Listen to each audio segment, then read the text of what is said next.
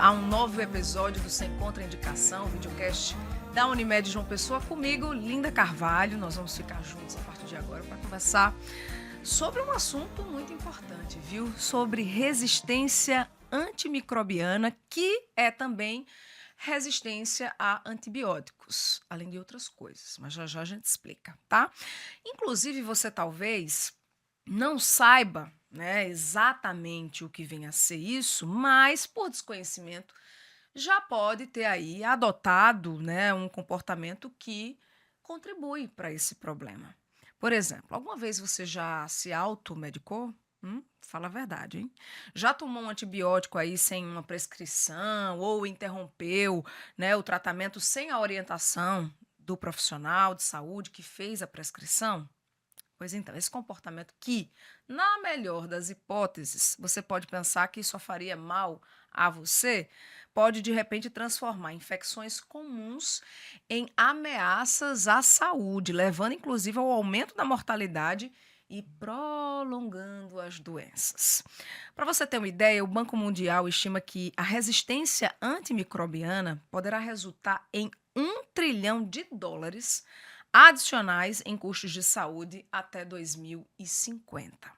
Já uma análise global divulgada ano passado pela renomada revista científica do Reino Unido, The Lancet, estima mais de 39 milhões de mortes por infecções resistentes a antibióticos até 2050. Então, no episódio de hoje, a gente vai entender, né, melhor o que é resistência antimicrobiana, se ela está, né, relacionada apenas a antibióticos, a outros tipos de medicamentos e como, né, coloca em risco a nossa saúde. E para a nossa conversa de hoje, a gente está recebendo pela primeira vez duas profissionais aqui, doutora Marília Medeiros, médica infectologista. Seja bem-vinda, doutora. Obrigada, Linda. É um prazer estar aqui contribuindo, né, para o entendimento de um assunto tão importante, não só para quem é da área de saúde, mas para a população em geral. Com certeza. Aqui conosco também a farmacêutica Fernanda de Medeiros. Seja bem-vinda, Fernanda. Obrigada, Linda. É um prazer estar aqui conversando um pouquinho sobre esse assunto tão atual que às vezes a gente negligencia, né? E toma Isso. condutas equivocadas para esse problema. Como eu falei, pela primeira vez elas estão aqui participando, né? E aí eu vou apresentá-la, que a doutora Marília integra a equipe do Serviço de Controle de Infecção Hospitalar da Unimed João Pessoa e Fernanda é supervisora da farmácia clínica do Hospital Alberto Urquiza Vanderlei. O sobrenome de vocês é coincidência? É. A gente até quando... Igual o Blaze. Foi, Igual Blaze. Coincidência. Boa, E boa. vi só no dia que tava passando o roteiro que eu disse, ué, Medeiros? De Medeiros? De Medeiros. É. Ó, antes da gente começar o papo com elas, deixa eu pedir para você se inscrever aqui no canal, ativar sininho, dar like, encaminhar esse conteúdo, porque é o seguinte, você precisa nos ajudar a sinalizar para o algoritmo que o nosso conteúdo ele é relevante, ele é importante e pode ajudar a salvar vidas. Então, quanto mais aqui você se engajar, mais pessoas vão ter acesso a esse conteúdo, tá bem? Lembrando que também estamos na plataforma Spotify, também estamos no portal da Unimed, onde nós temos uma página lá exclusiva do nosso videocast. Tem também o Instagram, por onde você se comunica conosco, @Unimed João Pessoa, e assim também pode sugerir temas para os próximos episódios, tá bem? Agora sim, vamos começar aqui a nossa conversa. Doutora Marília, queria começar já explicando que o nome é um nome meio esquisito assim, né? Então, queria começar explicando o que é um antimicrobiano. Então, Linda, é importante ressaltar para o pessoal que está em casa que todo antibiótico ele é um antimicrobiano, mas nem todo antimicrobiano é um antibiótico. Então, quando eu falo em antimicrobiano, eu quero dizer, né, na verdade, que é um medicamento contra um micro-organismo que geralmente é microscópico e que ele causa uma doença. Então, se for bactéria, será o antibiótico. Se for vírus, vai ser um antiviral. Se for um fungo, vai ser um antifúngico. Se for um parasita, vai ser um antiparasitário. São vários micro-organismos e aí o antibiótico ele é apenas um pedaço dessa família, entendeu? Termina que, no geral, a gente foca mais no antibiótico, que é o que a gente tem uso maior no nosso próprio hospital. Mas, no geral, esse é o antimicrobiano. É essa classe que envolve tudo isso. Ô, Fernanda, e o que é resistência antimicrobiana? Resistência antimicrobiana é, na verdade, a bactéria, o fungo, o vírus, ele começa, ou ele já tem uma resistência, ele já consegue continuar crescendo, se multiplicando, mesmo na presença daquela droga, daquele medicamento, ou ele pode adquirir essa resistência. Tá aí o grande problema que a gente vem enfrentando. São esses micro-organismos que estão aprendendo a se defender contra o medicamento que a gente está dando para matá-lo. Então, essa problemática surge tanto dele já possuir intrinsecamente, ou seja, ele já tem o perfil de ter aquela resistência àquele medicamento, ou ele pode adquirir ao longo do tempo. Doutora Marília, quais são as principais consequências dessa resistência, né, disso acontecer? Então, Linda, eu como infectologista, na verdade, eu me formei em infectologia na pandemia, e aí um número que pra gente, infectologista, era um marco, era esse que você mencionou no início, que seria 2050. 2050 a gente pode ter aí até 10 milhões de mortes por ano relacionado a infecções, mais do que o próprio câncer. O problema é que a pandemia ela pode ter acelerado isso, inclusive, que a gente pode até destrinchar isso aí, que é um tópico à parte, essa pandemia. Mas o impacto disso é que hoje a gente está com poucas armas, poucas cartas na manga para as infecções. Então, uma pneumonia que antes era uma pneumonia simples, ela pode voltar a ser um problema de uma complicação de amplo espectro, por eu não ter mais cartas na manga para usar naquele paciente. Ele chegar para mim já com um perfil de, aqui está o que ele tem de bactéria e a gente não tem nada a fazer. Esse é a minha maior preocupação como infectologista. Ou seja, existe aí um risco do mundo ficar sem antibióticos eficazes, se não houver aí uma maior conscientização de toda a sociedade. Isso. Produzir um antibiótico, se você olhar aí de 10, 20 anos para trás, a gente não tem muitos antibióticos que foram lançados no mercado. Então, não é uma coisa tão simples de produzir. Então, hoje, antibióticos que a gente já utilizava como raramente, né? Esse antibiótico aqui, para esse perfil de resistência, já não era tão utilizado. Ele vem sendo bem mais solicitado pela equipe. Essas resistências, elas vêm entrando na nossa rotina. Isso, para a gente, infectologista, junto com farmácia, com a equipe clínica, é uma tragédia. É uma tragédia mesmo. Com exigência, vamos dizer assim, da receita para compra de antibióticos, está mais rigoroso, de repente, o acesso a determinados medicamentos. Sim. Certo? Algumas pessoas, no entanto, ainda dão aquele jeitinho. O brasileiro adora dar um jeitinho, né, para as coisas. E muitas pessoas acabam tratando infecções virais com antibióticos. Nesse caso, eles são ineficazes e, além de não curar, ainda podem causar problemas graves. Nesse contexto da resistência antimicrobiana, qual a gravidade dessa conduta? Então, muitas vezes o próprio paciente ele chega no pronto-socorro com a faringite, alguma queixa da parte de garganta. Vou dar um exemplo básico que é o nosso dia a dia, o dia a dia de quem está em casa. E aí, muitas vezes, 80% é algo viral. E aí, ele chega solicitando um antibiótico. Esse antibiótico, ele não vai tratar aquela queixa do paciente. Ele vai estar gerando resistência, uma pressão na própria bactéria para captar aquela informação daquele antibiótico e isso aí gerando resistência. Então, isso, quando eu falo da necessidade da receita, diminuiu muito isso, sabe, Linda? O problema é que não é tão antigo isso, é de 2010 para cá. Então, até 2010, tô com dor de garganta, azitromicina, né, Nanda, a amoxicilina. Minha sogra mesmo, o pessoal, 50 anos, pegou de 2010 para cá, minha sogra, familiares. Eu, como infectologista, consigo conscientizar. E muita gente, hoje em dia, quando eu menciono isso, já está começando a mudar um pouco. Já está dizendo, fui no pronto-socorro, o médico lá passou antibiótico. É mesmo necessário. Então, já está tendo um pouco dessa consciência, sabe? Uhum. E o que dizer, Fernanda, as pessoas que costumam tomar anti-inflamatórios, por exemplo, que são vendidos livremente nas farmácias sem prescrição médica, né? Esse hábito também é perigoso. Sim, inclusive eu acho que é matéria para um novo podcast, porque você consegue entrar numa farmácia comprar livremente, sem a retenção de receita, como os antibióticos, e as pessoas compram sem o devido cuidado, elas não sabem se ela tem um problema renal que pode agravar com o uso daquele anti-inflamatório. Então, a gente precisa analisar aí, por que que eu estou tomando aquele medicamento realmente é necessário, qual é a dose que eu devo tomar daquele medicamento, e essa informação o Dr. Google não vai te dizer porque ele não está te vendo. Então, fica difícil, tanto quem está na farmácia, que pode vender esses medicamentos porque eles são considerados medicamentos isentos de prescrição, mas a gente gera um problema sistêmico. Porque as pessoas acham que a farmácia é um lugar, não é um estabelecimento de saúde. Ela é um lugar onde eu vou e compro o medicamento que eu preciso. Eu vou além, Fernanda, porque os relaxantes musculares também contribuem para essa resistência, né? Olha, quando você pensa que você está dando um medicamento para o paciente para tratar uma infecção, seja ela viral, uma bactéria, um vírus ou um parasita, você está dando um medicamento para resolver aquela infecção, certo?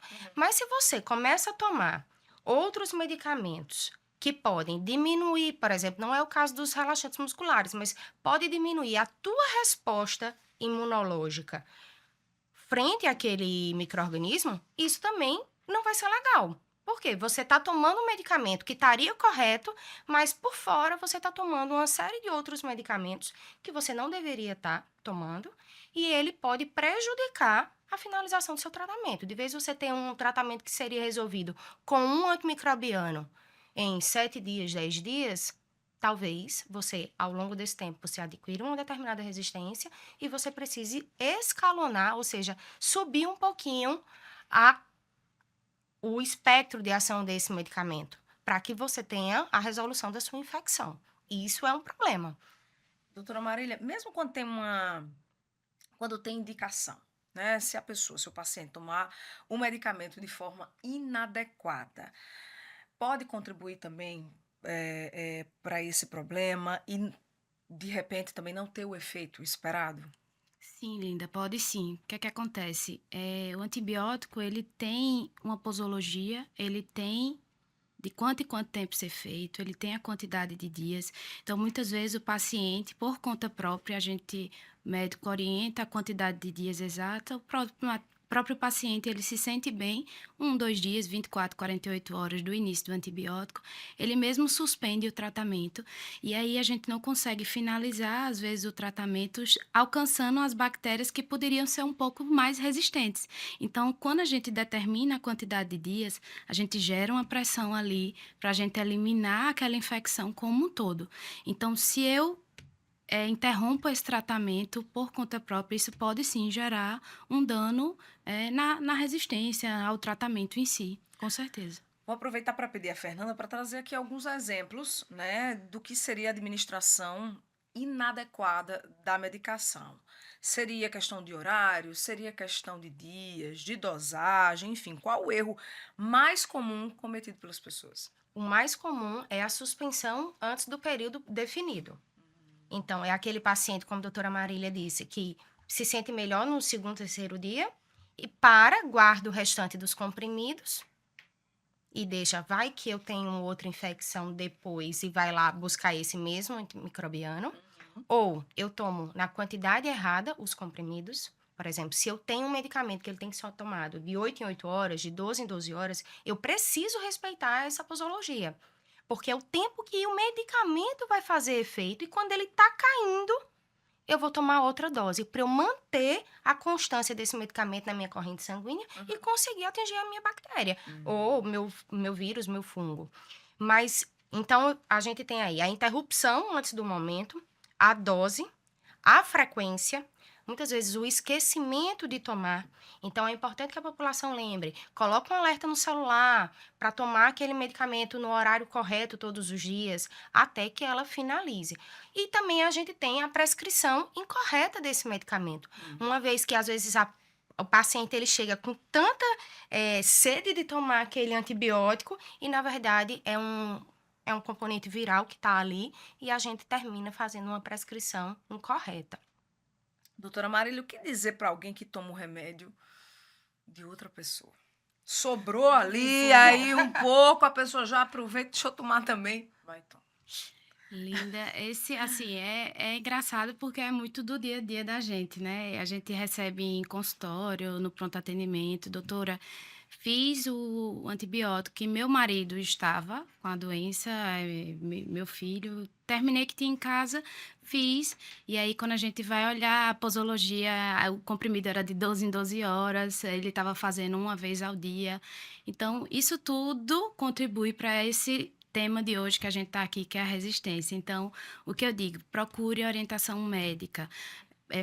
Ir direto na farmácia, tentar lá convencer o farmacêutico, o pessoal do balcão, não é o ideal, porque a gente precisa retirar, a gente precisa excluir que não seja vírus, que não seja outros problemas, que não seja só inflamação, e prescrever antibióticos só quando realmente necessário e indicado. Inclusive, vou pedir para a senhora reforçar aí a orientação para as pessoas que costumam, têm o hábito de sentir alguma coisa, se consultar no Dr. Google, que Fernanda falou, consulta lá no Dr. Google, vai na farmácia para comprar a medicação. Então, qual o recado a senhora deixa para essa turma? Então, gente, diante de uma persistência clínica forte, é indispensável uma avaliação médica, né? Então, sentiu isso, doutor Google vai estar lá, vai atormentar você de madrugada, vai dizer que é um câncer, muitas vezes, vai gerar ansiedade, né? Mas não façam isso, realmente procurem uma visão, porque a medicina baseada em mãos, em ver o paciente, ela ainda tem muito peso, tem muita importância. Bom, uma vez que uma bactéria, fungo, vírus, né, e um parasita desenvolve resistência, tem como reverter esse quadro? Então, Linda, veja, reverter aquela bactéria, ela já está inerente. O que pode acontecer é eu cultivar outros locais do paciente e não ter o mesmo perfil da bactéria. Então, vamos supor, o paciente está internado na UTI, faço uma cultura do sangue, vejo uma bactéria super resistente, e aí eu faço uma cultura da urina e aí vem uma bactéria mais tranquila. Então, trazer de volta essa resistência, uma vez que já teve ali presente, não consigo confirmar, mas eu consigo fazer novas culturas, recultivar o doente e aparecer outros perfis de bactérias ou até outras bactérias. E como a doutora Marília falou, o tempo para a gente produzir novos medicamentos demora. Para a gente descobrir novas moléculas, isso leva um tempo grande. Então, hoje, como a gente não está conseguindo driblar a resistência, o que é que a gente está pegando? A gente está pegando medicamentos que a gente já utilizava e juntando com outras substâncias para driblar a resistência, para enganar a bactéria e dizer, olha, você acha que é esse, mas ela vem aqui por trás e consegue matar aquela bactéria, que é esse nosso objetivo, matar o fungo, o vírus. Essa é a ideia. Então, a gente está pegando, às vezes, o mesmo medicamento, ajustando com uma outra substância acoplada a ele, para enganar a bactéria, para a gente conseguir um desfecho. Porque uma vez resistente, ou a gente vai buscar outro, tentar ver se ele descoloniza, ver se ele diminui essa resistência, senão... Como é que os profissionais da saúde, Fernanda, pacientes, sociedade, né, em geral também, podem colaborar para evitar o avanço dessa resistência? Primeira coisa, tomar o medicamento conforme a orientação médica. Fazer o tratamento completo. O descarte também é extremamente importante, porque a gente simplesmente vincula que terminei de tomar, sobrou 2 comprimidos, porque a caixa vinha com uma quantidade a mais que a médica pediu. Então, a gente tem o perfil de paciente que guarda, achando que vai resolver esses 2 comprimidos que sobraram, ou é um xarope, ou é um antibiótico solução, e aí a gente termina jogando na pia, no vaso sanitário, e aí a gente vai botar esse antimicrobiano para o esgoto, para contaminar lençol freático, para chegar nas nossas lavouras, para chegar nos nossos animais. Então, é um ciclo. Então, daqui a pouco, esse antimicrobiano que estava ali para resolver o meu problema, eu estou gerando um problema global. Então, a população ela precisa se conscientizar de tomar o medicamento correto, na dose correta, pelo tempo correto e fazer o descarte correto desse medicamento, que é levar ele até a farmácia. Toda farmácia tem uma bombona, você não paga, eles recolhem o medicamento e fazem a destinação correta. Essa resistência, Linda, não é feito, por exemplo, quando fala isso de escala global, realmente não é como um problema cardíaco, um problema cardiológico. Eu consigo te dizer quem são os perfis que têm risco, obesidade, gera problemas cardíacos, e eu consigo ir diretamente naqueles pontos que para diminuir esse desfecho. Em relação à resistência, ele é algo muito além, ele envolve animal, ele envolve agricultura, ele envolve nosso dia a dia, ele envolve com quem eu me relaciono, ele envolve o paciente que está internado, que tem esse perfil e vai para casa e se relaciona com esse pessoal da casa, e aí esse pessoal da casa começa a ter um contato com essa bactéria que estava... Então, é muito além, é muito complexo, realmente. A vacinação também é uma medida preventiva, já que imunizada a pessoa deve ter aí uma menor probabilidade de recorrer a medicamentos, né? Isso, a vacinação é muito importante porque a gente diminui o desfecho ruim, né? Então, a gente evita internações por problemas mais graves, uma pneumonia mais grave. Então, a vacina, ela não vai impedir você de ter a doença, ela vai impedir você de complicar algumas doenças. Então, é importante, sim, as vacinações, o pessoal de casa seguir as campanhas, as orientações do Ministério da Saúde, tudo isso tem impacto. O que é que a atitude de lavar as mãos, Fernanda, tem a ver com tudo isso? Se eu lavo as mãos, eu cesso a corrente de transmissão. Ou eu retardo que ela aconteça. Se eu venho aqui, eu espirro, essa mãozinha vem para cá, vem para o celular, toca em doutora Marília, toca em você, isso vai propagar micro-organismos ao longo do tempo. A gente viu isso dentro da pandemia, a gente aprendeu a lavar as mãos na pandemia, mas a gente vem esquecendo esse hábito. E o principal contaminante são nossas mãos. Então, a gente precisa fazer a rotina. Não é só aquilo que a gente aprendia em casa com a mãe, de antes no banheiro, quando sai do banheiro, para almoçar. Não, a gente precisa ter a rotina de lavar as mãos. Quando a gente toca em algo contaminado, não é só a sujidade aparente, mas você tocou nas superfícies, aí você bota a mão no olho, e aí você vai propagando esses micro-organismos para a população, aumentando a necessidade de uso de medicamento, aumentando. Com o aumento do uso de medicamento, você vai aumentar ali a resistência ao longo do tempo. A gente está falando aí de orientações, né, de comportamento, enfim, para a sociedade no geral. Mas, doutora Marília, eu queria saber qual o papel da vigilância sanitária e também das políticas públicas nesse processo, nesse controle, né, e prevenção da resistência antimicrobiana. Então, tem uma importância de grande peso, realmente, porque atinge todos os pontos, né? Como você mencionou no início do podcast, mencionou a parte financeira, né? Então, junta aí a parte financeira, a parte de saúde pública, e isso recai por vários os lados. Então, isso tem um peso muito grande e muita gente chama isso até de uma pandemia silenciosa. É algo que está por trás.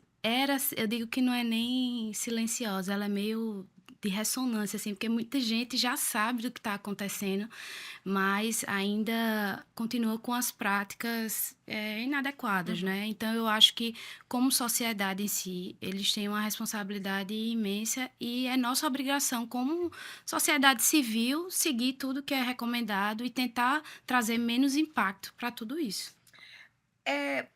Precisa de um investimento maior em campanhas educativas? Assim, confesso que não percebo essa movimentação de promover, né, campanhas que eduquem a sociedade como um todo, crianças, jovens, adultos, idosos, enfim, nesse sentido.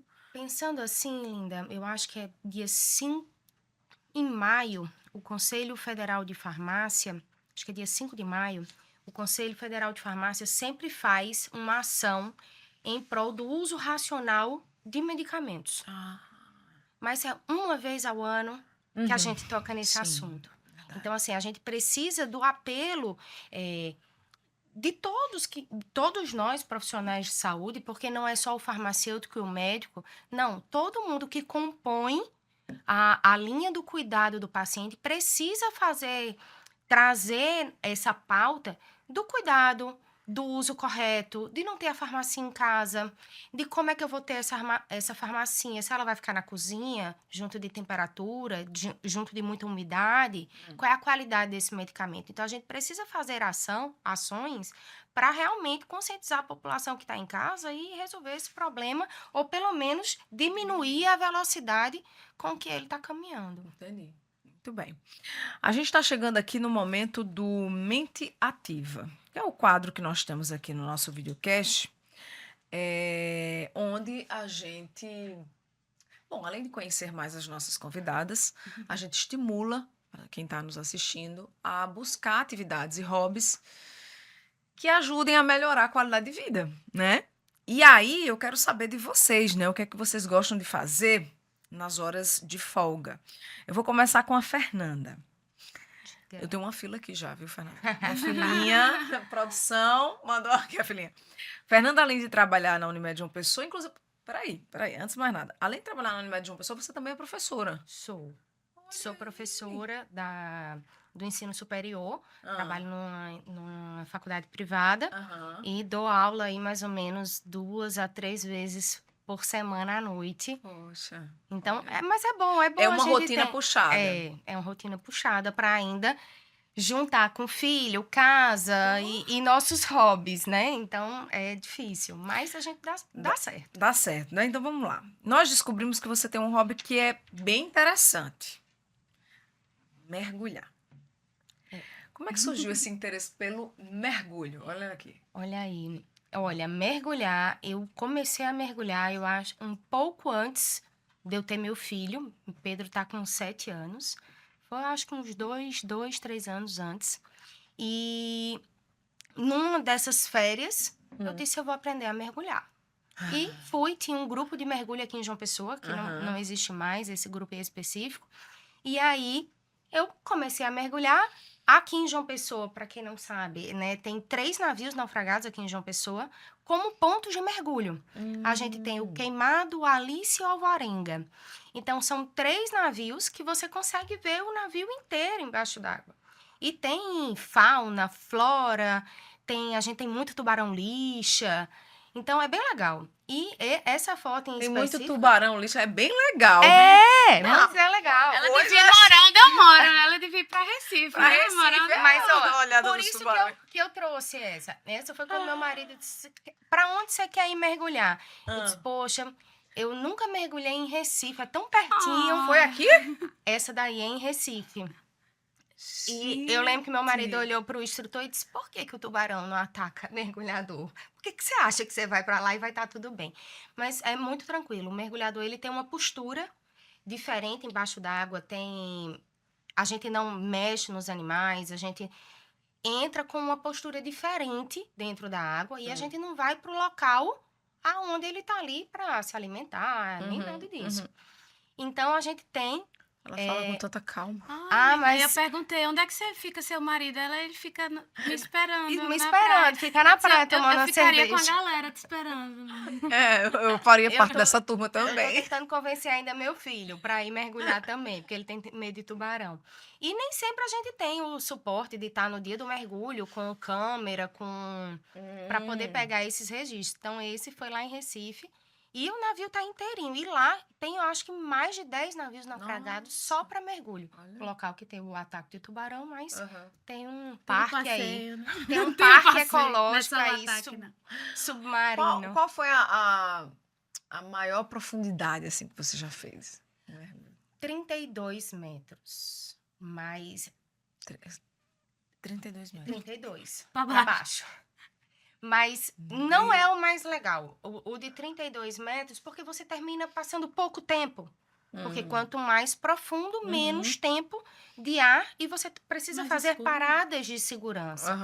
Mas assim, meu mergulho mais E a legal visibilidade também é pior lá? depende. Por exemplo, agora em João Pessoa, Depende da água. se a gente for pra praia, a água tá meio turva. É, Logo, isso. no ponto de mergulho, a água também vai estar turva. Então, eu não tenho essa visibilidade que vocês estão vendo aí. Essa visibilidade a gente vai ter aí em novembro, dezembro, até janeiro. Que aí a gente vê realmente longe, vê claro. A gente não tem esse nosso terreno mais argiloso, a gente não vê essa sedimentação. Mas meu mergulho mais interessante foi quando eu convenci meu instrutor a me treinar para mergulhar em caverna. Essa eu esqueci de trazer a foto. Mergulhar em caverna? Foi. Eu fui lá pro México e mergulhei nos cenotes. Coisa mais linda do mundo. Mas antes de ter meu filho. Eu acho que hoje eu não teria coragem mais de entrar na caverna. Puxa vida. Mas é bem legal. Agora, é um hobby mais caro. A gente não consegue ir todo no final de semana. Não é como botar um tênis e E correr, correr, né? sim. Mas é... E a gente vive num paraíso, gente. João Pessoa é um paraíso. Nossas praias são lindas. Se não vai mergulhar, bota um snorkel, vai ver o que tem embaixo d'água, porque é fantástico. Hoje em dia você costuma mergulhar de quanto tempo? Eu tento ir pelo menos uma vez ao ano. Mas assim, aqui em João Pessoa eu já não queria ir mais. Porque eu já mergulhei tantas vezes no mesmo lugar. Perdeu a graça. Perdeu a graça, porque a gente às vezes vai mergulhar e tem além, uma né? tartaruga, tem sei lá, tem Um uma tubarão? tem um animal diferente, tem um meca passando, tem um animal diferente, então é interessante.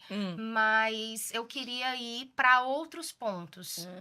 Como o investimento é alto para você ir para a operação de mergulho, e cada operação você tem 2 mergulhos só, então é interessante que a gente vá diversificando.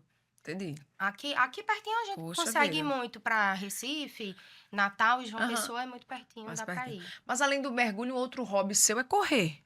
Correr, eu aprendi a correr, Olha aí a aí, corrida inclusive, da Unimed. Do ano passado, É. olha aí. Fez quantos quilômetros? Fiz os 5, né? Eu Fez tinha os acabado 5. de começar a correr, porque na minha casa todo mundo corre.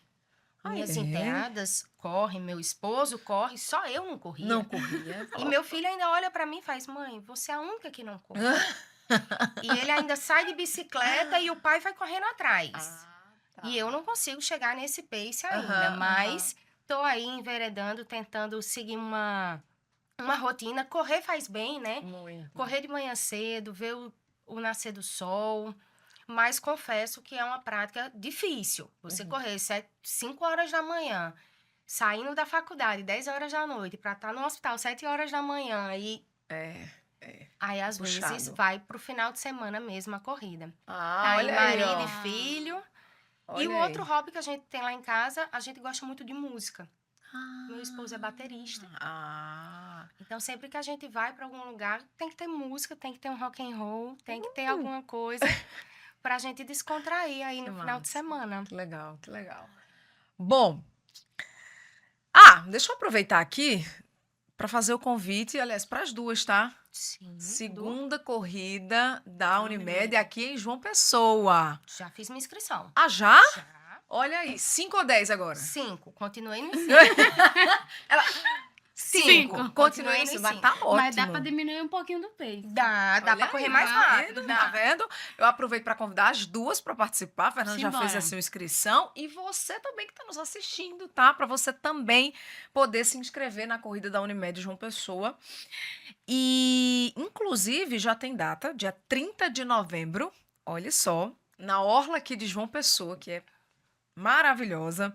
A largada e a chegada vão ser no Largo da Gameleira, entre as praias ali de Tambaú e Manaíra. E aí você pode escolher os percursos entre 5 ou 10 quilômetros. Para quem quer levar a família toda, a criançada, fazer aquela bagunça gostosa, também a gente vai ter aí a corrida Family Run, tá? Um percurso pequeno para toda a família poder prestigiar e curtir esse momento. Tá certo? A primeira edição da corrida foi um sucesso.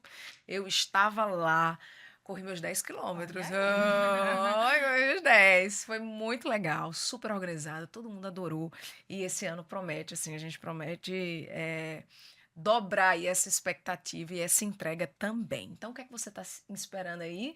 Faça já a sua inscrição, acesse o nosso portal unimedjp.com.br. Lá tem um banner, só clicar, tem todas as informações, sua ficha de inscrição para você vir junto com a gente dia 30 de novembro participar desse momento, para você ter mais bem-estar, cuidar da sua saúde, ver o sol ali nascer, o dia acontecer.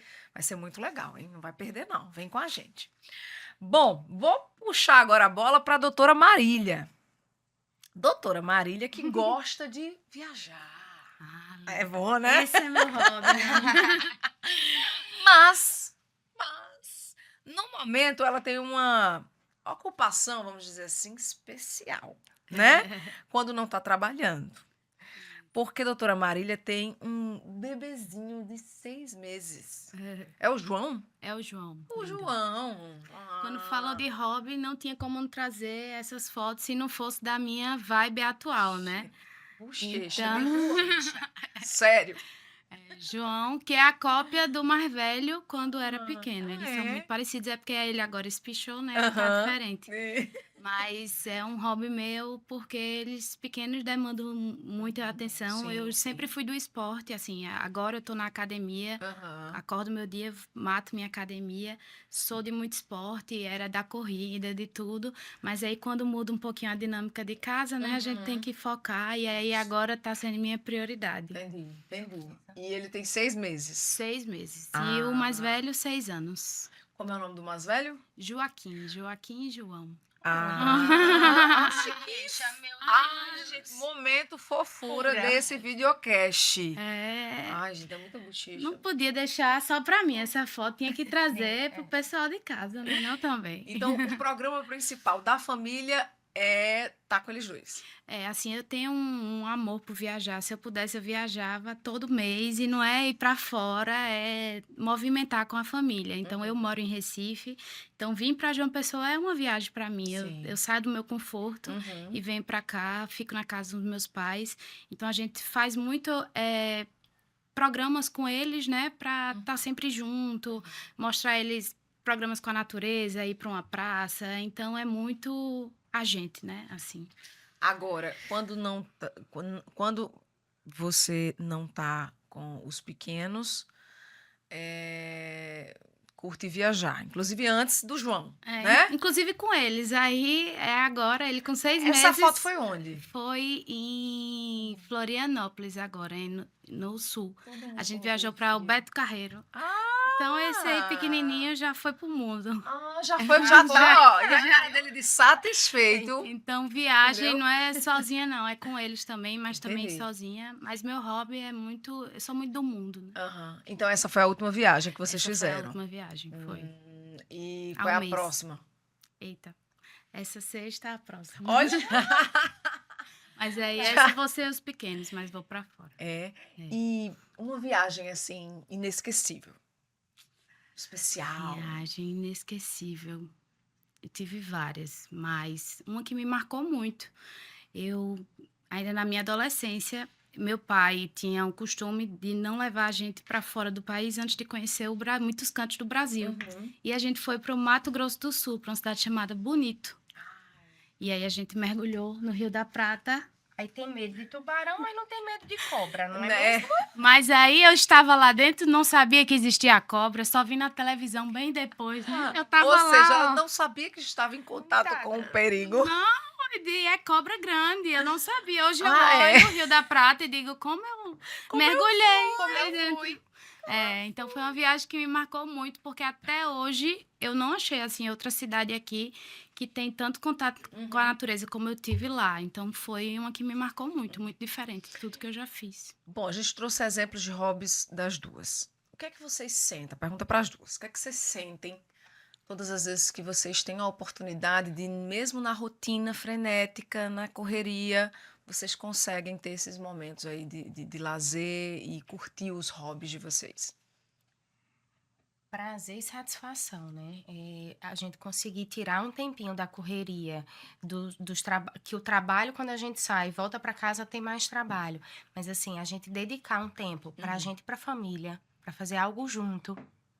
É fantástico. É de uma simples saída de um happy hour que vai todo mundo, tem brinquedo no lugar, e a gente consegue estar com a família junto, e a família é grande, né? Eu tenho 2 enteadas, então é todo mundo junto, vem os namorados das enteadas. Então, é muito bom estar junto. E é tão bom estar junto, seja dentro de casa, num jantar comum, como fora Fora. e fazendo coisas. Na corrida da Unimed, eu espero que eu acho que vai correr a família inteira. Ai, que Ano legal. passado eu corri sozinha, mas esse ano eu acho que as meninas vão também. Boa, boa. Eu acho, Linda, que independente para onde você vai, o que você faz, às vezes você tá dentro de casa e muda a sua rotina em ler um livro, em assistir uma missa ou ir para uma praça. Até num domingo, eu acho que traz você para um estaca zero e você recarrega e consegue trazer insights de novas ideias para o seu trabalho, para a sua vida pessoal.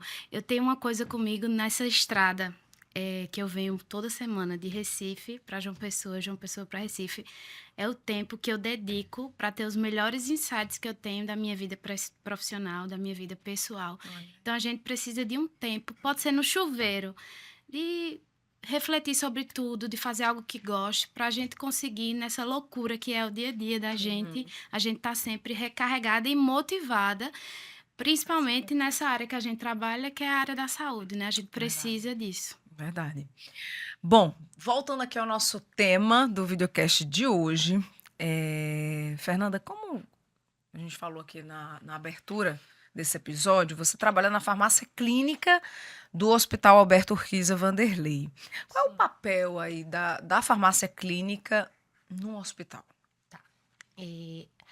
Para explicar para as pessoas que estão em casa, farmácia clínica e farmácia hospitalar são coisas diferentes. Tá. Então, o farmacêutico hospitalar, ele vai cuidar mais do estoque, da dispensação, da organização, da manutenção daquelas quantidades para atender o paciente. O farmacêutico clínico, ele tem uma ação mais beira-leito. Ele vai estar lá junto do médico, vai estar junto da enfermeira, olhando o paciente. Então, todas as prescrições do nosso hospital, né, do Alberto Kisa Vanderlei, são validadas por um farmacêutico. Então, tudo que é prescrito, a gente senta, valida, olhando o quê? Dose, compatibilidade, incompatibilidade, interação medicamentosa, seja ela medicamento-medicamento, medicamento-nutriente, fazendo ajuste de dose quando necessário, por função renal, ou porque a gente recebeu um resultado de cultura e a gente se alinha ali com a CCIH. Vocês viram o resultado de cultura? Vamos aumentar aqui o espectro de ação desse medicamento, vamos diminuir, vamos retirar, porque não é essa infecção que a gente está tratando. A gente também faz a reconciliação medicamentosa ou conciliação medicamentosa, que é, por exemplo, todos os medicamentos que você tem em casa, que você faz uso, e eu sou diabética, hipertensa, e chego porque eu vou colocar, fazer uma plástica de mama. Eu tenho uma doença de base, ela precisa continuar sendo cuidada no hospital. Então, a equipe médica, ela precisa estar ciente daqueles medicamentos. Então, a gente traz essas informações para garantir a continuidade do teu tratamento. A gente faz alta multiprofissional com algumas linhas de cuidado do paciente e a gente tem uma interação muito forte com a CCH, não é à toa que nossa sala é no mesmo andar, quase que do lado. Então, diariamente a gente passa ali na CCIH para fazer a gestão do uso racional de antimicrobianos, que é um dos papéis centrais que a gente tem no dia a dia para garantir uma prescrição segura, diminuição de eventos adversos e pensar na segurança do paciente, que ele saia ou do mesmo jeito que entrou ou melhor. Entendi. Para que a gente garanta que essa linha do cuidado, ela finalize de forma segura. Doutora Marília, pacientes em hospitais e unidades de saúde podem ter um risco aumentado, né, nessa questão de exposição e colonização por micro-organismos resistentes, especialmente quando há aí um uso de dispositivo invasivo, como o catéter, por exemplo. Como é que é feita essa prevenção? Então, a gente hoje, no hospital, a gente tem vários protocolos, né, alinhados. A gente tem protocolos de higiene das mãos, a gente faz vários protocolos para evitar isso. E o importante trazer aqui que existe diferença de infecção e colonização, né? Então, o paciente ele pode ser colonizado, mas isso não trazer repercussão clínica. Então, a gente vai lá, faz um swab nele, a gente coleta o material, envia para estudo, e aí vem uma bactéria resistente, mas o paciente está estável, o paciente não teve nenhuma repercussão clínica, isso não vai implicar nenhum uso de antibiótico. Isso só vai mostrar um perfil de colonização. Ele é colonizado, mas ainda ele não tem a infecção ativa. Então, a gente tem vários protocolos que a gente segue alinhado com a enfermagem da nossa CCH, alinhada com os profissionais, para esses protocolos serem seguidos. A gente tem taxas de acompanhamento desses protocolos para evitar um pior desfecho. Entendi. Então, tudo isso é regido pela própria CCIH.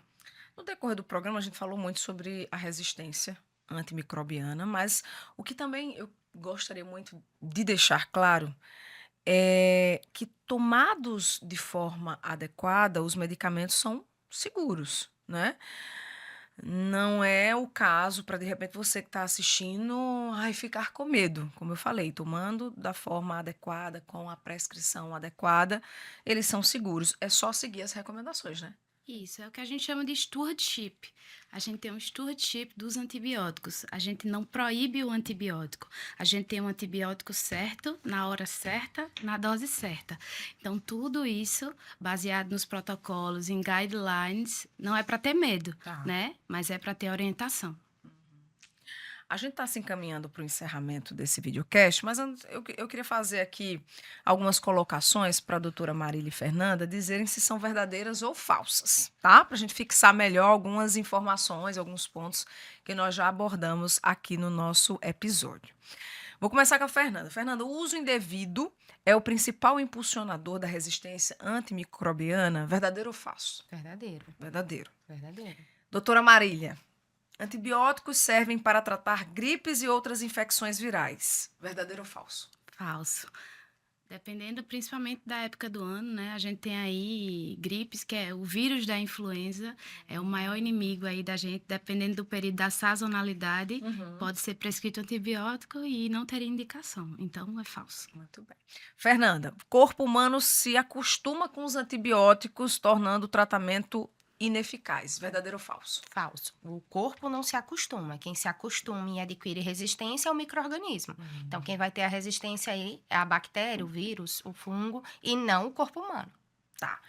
Doutora Marília, seguir a prescrição médica é fundamental no combate à resistência antimicrobiana. Verdadeiro ou falso? Verdadeiríssimo. Isso a gente mencionou o podcast todo, acho que é uma mensagem que vai ficar para o pessoal de casa. Então, gente, procurem uma orientação médica sempre. Queria muito agradecer a participação de vocês. Obrigada, viu, por ter aceito o convite e por ter compartilhado aqui conosco, terem compartilhado o conhecimento de vocês para a gente poder trazer essas informações para todo mundo que nos assistiu, nos ouviu, enfim. Muito obrigada, viu? Eu que agradeço, Linda. Assim, foi um prazer estar aqui com vocês, com Fernanda, que é uma colega de trabalho, que está sempre aliada com a CCIH. A farmácia, a CCIH, elas são, se brincar, para estar na mesma sala, não era nada.